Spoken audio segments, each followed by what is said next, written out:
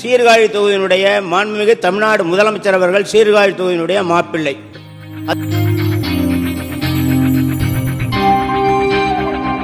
மாண்புமிகு உறுப்பினர் பன்னீர்செல்வம். மாண்புமிகு பேரவைத் தலைவர் அவர்களே, நான் ஏற்கனவே சொன்னது போல பெரிய அளவிலே வளர்ச்சி பெறாத தொகுதி.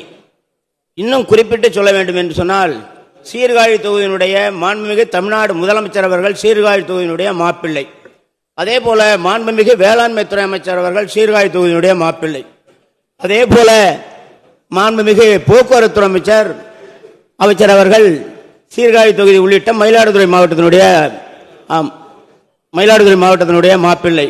இவ்வளவு பேர் இருந்தும் இந்த சீர்காழி தொகுதிக்கு ஒரு தொழிற்பயிற்சி நிலையம் கிடைக்கவில்லை என்றால் மக்கள் என்ன சொல்வார்கள்? எனவே மாண்புமிகு அமைச்சர் அவர்கள் மறுபரிசீலனை செய்து எனக்கு ஒரு தொழிற்பயிற்சி நிலையத்தை ஏற்படுத்தி கொடுக்க முன்வருவார்கள் என தங்கள் வாயிலாக அறிய விரும்புகிறேன். மாண்புமிகு அமைச்சர்.